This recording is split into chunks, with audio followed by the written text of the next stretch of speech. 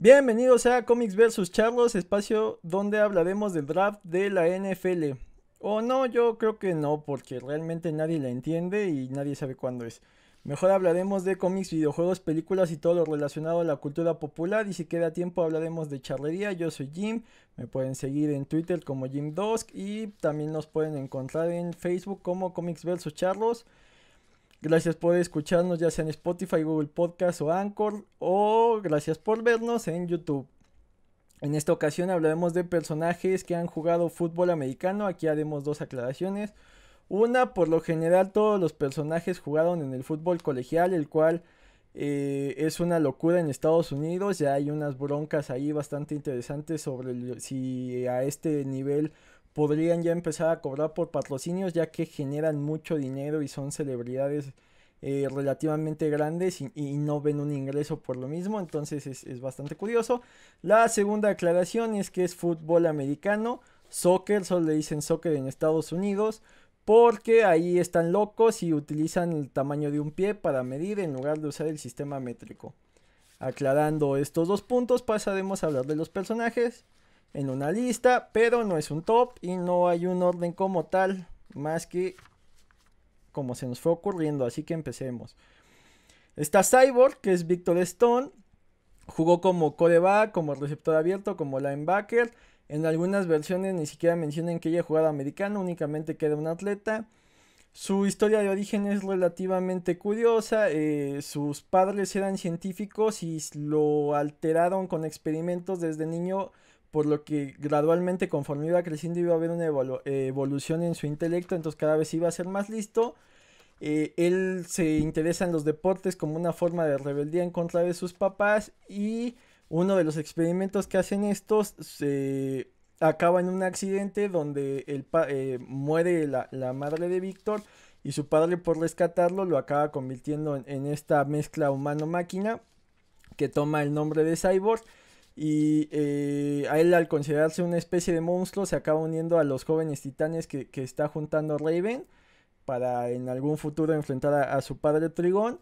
Entonces es más conocido por estar con los jóvenes titanes. Sin embargo, en el 2011, en el reboot de Nuevo 52, lo involucran como miembro fundador de la Liga de la Justicia. Y ese papel se ha respetado de forma tal que inclusive va a aparecer bueno, mejor dicho, apareció en la película de Liga de la Justicia y volverá a aparecer en la película de la Liga de la Justicia, solo que es el corte de Zack Snyder, dirigido por Zack Snyder, producido por Zack Snyder, y que probablemente esté igual de fea y horrible y culera que la de Joss Whedon. Espero que no, de todo corazón, espero que no. Pero ves el tráiler y realmente se ve que va a ser la misma basura, solo que con tomas más oscuras y con más slow motion. Repito, de corazón espero que no, pero bueno. El personaje de Cyborg ha resaltado principalmente por sus adaptaciones en series animadas. Es decir, ambas versiones de Jóvenes Titanes, la que era un poco más seria, que tenía ahí tintes de anime, y la versión que muchos fans desprecian por estar más centrada en ser de comedia, que sin embargo tiene muy buenos detalles y la película animada es una joya. Se burla bastante del género, tanto de los personajes de cómic como personajes dentro de estas historietas, y aparte se burla del género de películas de superhéroes, entonces vale bastante la pena y es muy curioso verlos enfrentar a Slave. Ahora pasamos a Booster Gold, también de DC Comics, el cual es Michael John Carter. Acá su historia de origen como que es mezcla de varios factores. De entrada es un personaje que vive en el futuro. Él juega para la Gotham University, como diría Marta de Baile, o la Universidad de Gótica, como sería la traducción, que no sé a quién se le ocurrió que Gotham y Gótica significaban lo mismo, pero bueno, así lo manejamos. Y él juega como coreback y su padre, que había salido de su vida cuando él era muy niño, regresa y tiene problemas de apuestas, entonces lo convence de manipular resultados. Se dan cuenta de lo que está haciendo, entonces acaba siendo expulsado y solo consigue trabajo como guardia de seguridad en el Metropolis Space Museum, o Museo Espacial de Metrópolis.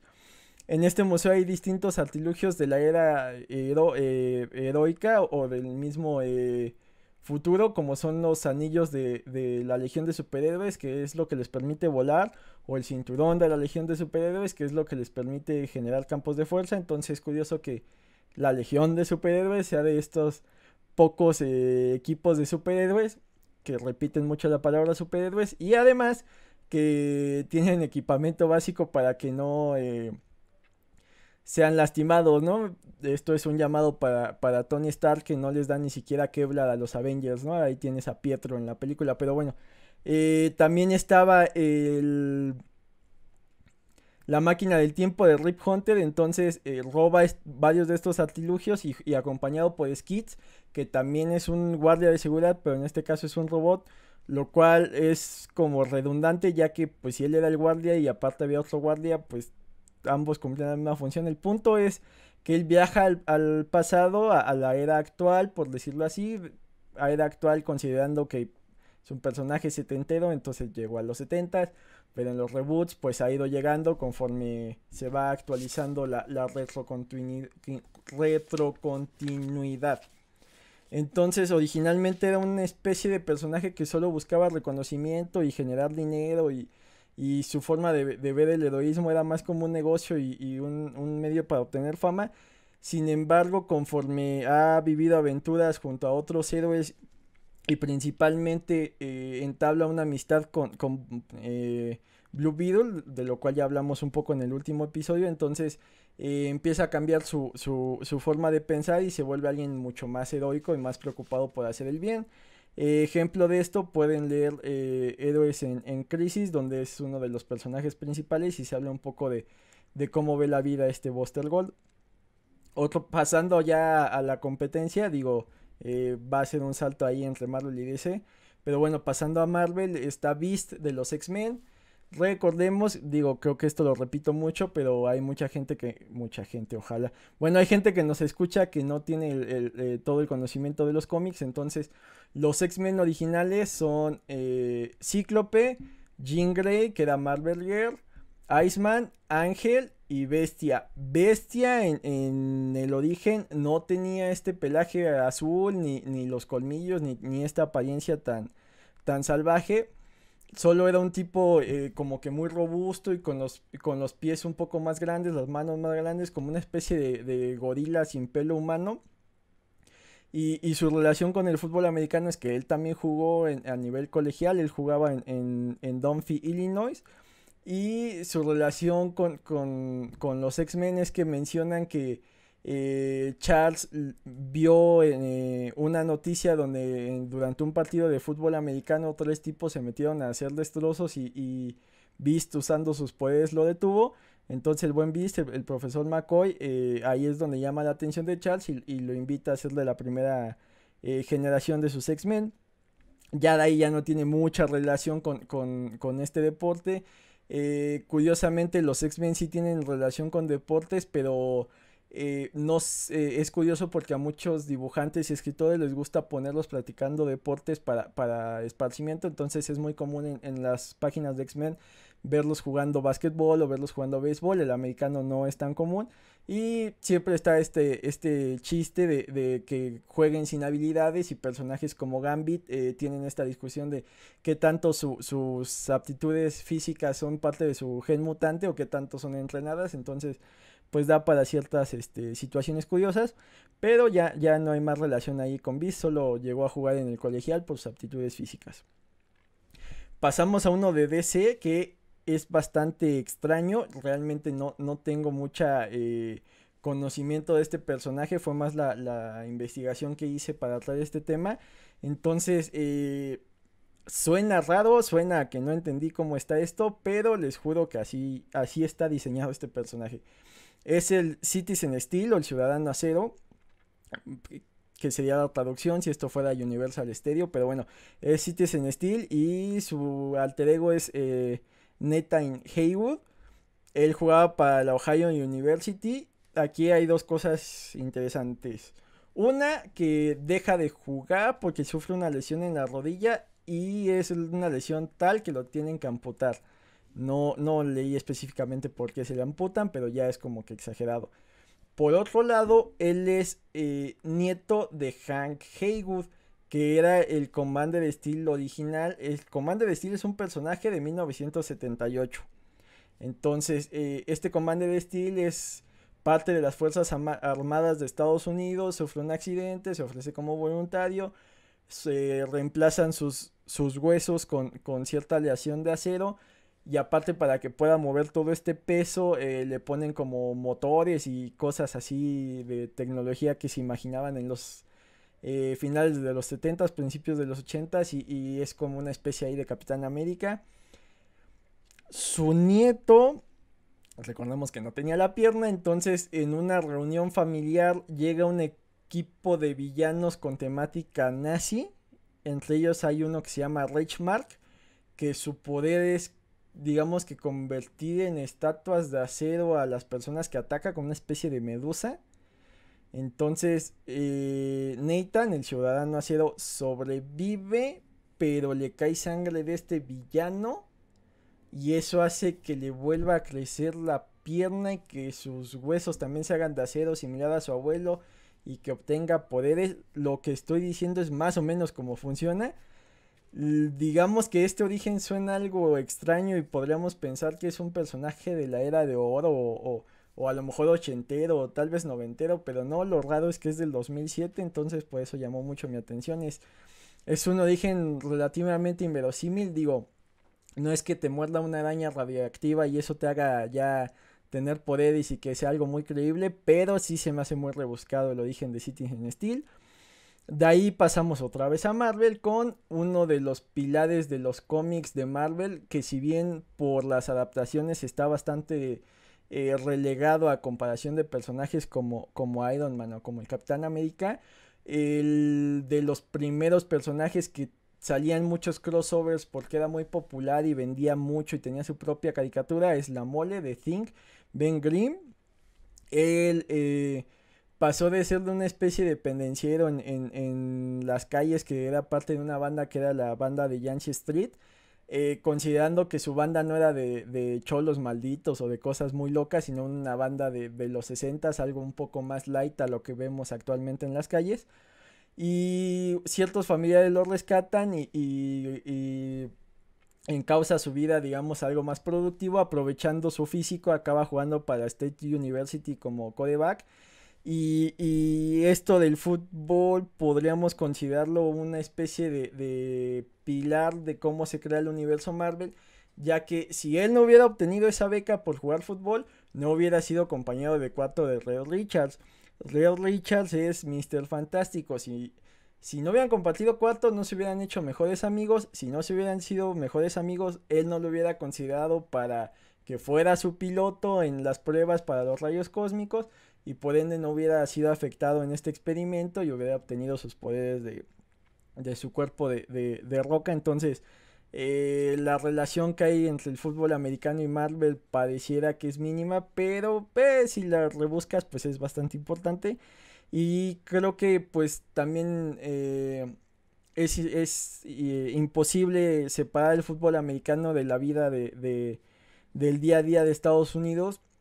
Eh, si no me equivoco, personajes como Neil Gaiman en su obra de American Gods te establecía hasta cierto punto que en Estados Unidos tal vez ya no haya tantos cultos a distintas deidades, pero sí se han volcado a las figuras de los deportistas. Y como tal al deporte, su rutina es vivir para el fin de semana, tener el tiempo, el dinero para poder consumir los deportes y dedicarle todo ese día que en la antigüedad tal vez todo el sábado, por ejemplo, si no eres judío ortodoxo, pues dedicas una parte de ir al templo y de ahí en fuera con tus actividades, pero en la antigüedad pues todo ese séptimo día estaba dedicado a adorar a Dios y ahora pareciera que en Estados Unidos hacen lo mismo, pero para seguir un deporte. Entonces, es curioso la influencia que tienen actualmente los deportes para el ciudadano de Estados Unidos. Digo, en México pasa un fenómeno muy similar, pero creo que no, o sea, sí hay gente que vive cada semana para ver jugar a su equipo.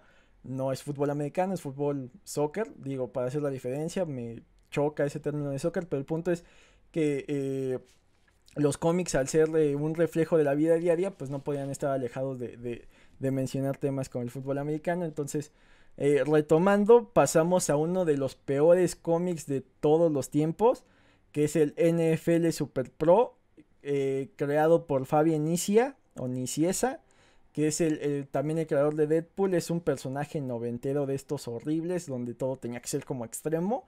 Su alter ego es Phil Greifel, que era un jugador, creo que este es el único jugador que sí era como profesional. Sufre una lesión, deja el fútbol americano, se vuelve reportero y acaba cubriendo un experimento de un científico que tenía mucha parafernalia de la NFL y que además crea un traje de jugador de fútbol americano que lo hace virtualmente indestructible. Entonces hay unos villanos, bueno, unos maleantes que llegan a robar la parafernalia que tenía de fútbol americano. Y hay cierto accidente, él se acaba poniendo este traje y utilizando estas habilidades acaba peleando contra los villanos. No tiene ningún sentido y se supone, o el mito es que Fabián escribió este personaje para recibir boletos para entrar a ver a los Jets. Espero que hayan sido buenos partidos porque los cómics eran una basura y solo duró 12 números, lo cual es bastante, un año. Sin embargo, pues ese personaje está completamente olvidado dentro del canon de Marvel. Siguiendo con otros personajes, ahora en DC, una pequeña mención, Jay Garrick, que era el Flash de la era dorada, llegó a ser también jugador colegial. Jay Garrick, para diferenciarlo con Barry Allen o Wally West, es este Flash que también trae jersey, por decirlo así, rojo, pantalón azul, pero él es el que trae el casco con las alas, imitando a lo que se creía que en la mitología era Mercurio de los dioses griegos, basado en los dioses, no, Mercurio en los dioses romanos, basado en los dioses griegos, que mucha gente se burlará y dirá que básicamente los dioses romanos son Marvel y solo le copiaban a los dioses griegos que eran DC. Yo no soy tan de esa idea, pero sí hay similitudes en algunos personajes, así que es curioso no mencionarlo. Entonces Jay Garrick, quise mencionarlo porque a pesar de que no se profundiza tanto en su pasado como jugador de fútbol, creo que sí viene de esta época en que los héroes ya tenían ciertas cualidades y solo obtenían poderes para estar todavía encima del promedio. Entonces Scott tenía la responsabilidad de ser, bueno, no es como que un símil, pero bueno, Scott conducía una locomotora, lo cual en su tiempo era como algo medianamente respetable, y entonces con su linterna, y se acaba volviendo el linterna verde original. En este caso Jay no se profundiza mucho, pero sí los relaciona, ¿no? Que tenía ciertas habilidades atléticas, en este caso relacionadas al americano, y por eso pues ya solo obtiene el upgrade, que es la super velocidad.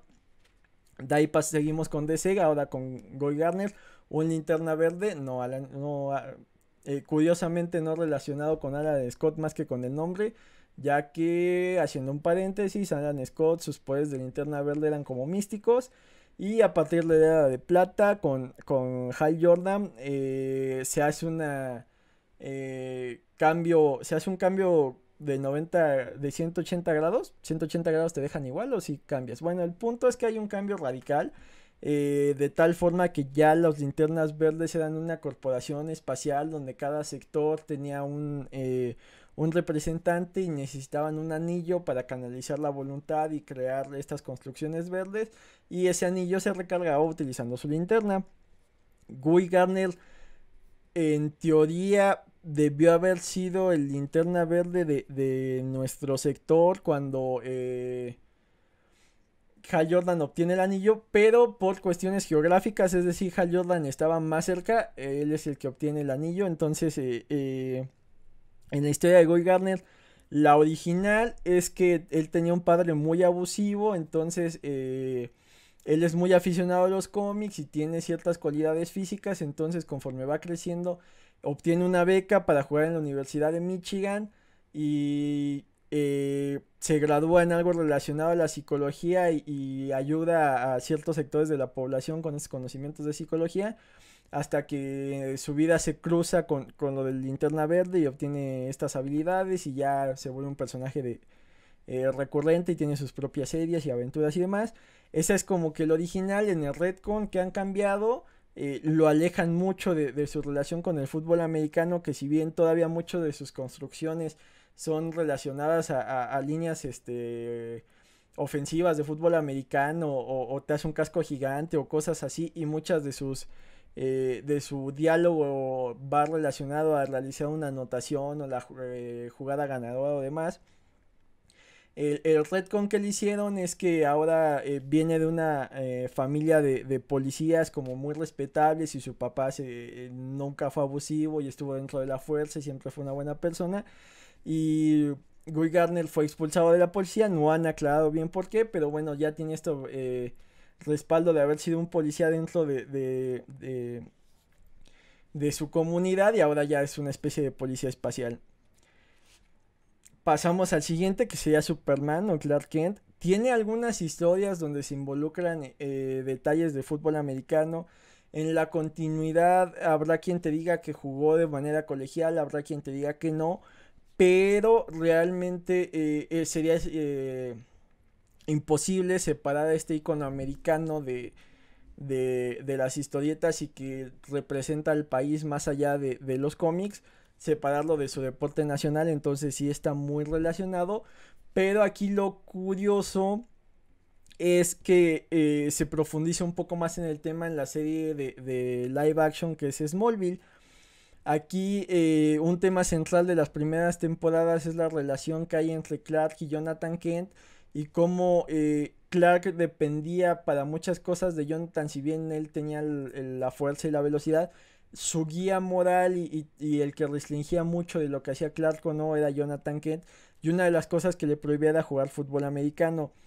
Los productores dicen que en la cuarta temporada, cuando Jonathan al fin permite que Clark juegue, es una especie de metáfora para dar a entender que Jonathan ya confía en él y que ya no lo necesita tanto para él poder tomar sus propias decisiones.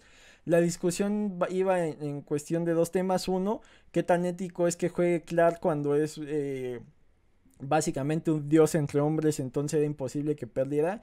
Y dos, la posibilidad de que lesionara a uno de sus rivales o compañeros, entonces pues no lo dejaban jugar, y en la cuarta lo dejan jugar y se profundiza un poco que gracias a sus habilidades en el fútbol americano obtiene la beca. Entonces por eso puede ir a estudiar a Metrópolis, la universidad, y graduarse en periodismo.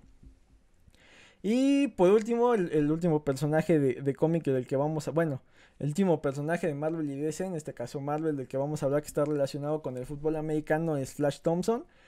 Flash Thompson como tal era un personaje satelital dentro de las aventuras de Spider-Man. Tiene mucha relevancia porque lo ha acompañado a lo largo de toda su trayectoria. Entonces haremos un breve resumen de su vida y obra. Originalmente es introducido como una especie de bully, el bully genérico. Esto se ha visto en sus adaptaciones al cine, ya sea la versión de Maguire, eh, de Andrew Garfield, y la de Tom Holland, aunque en la de Tom Holland cambian su etnia.